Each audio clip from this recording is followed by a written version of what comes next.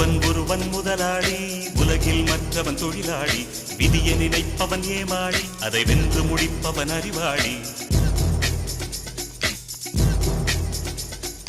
ஒருவன் முதலாளி, உலகில் மற்றவன் தொழிலாளி. விதியை நினைப்பவன் ஏமாளி, அதை வென்று முடிப்பவன் அறிவாளி. பூமியை வெல்ல ஆயுதம் எதற்கு, பூப்பறிக்க கோடரி எதற்கு, பொன்னோ பொருளோ பொற்களம் எதற்கு, ஆசை துறந்தால் அகிலம் உனக்கு.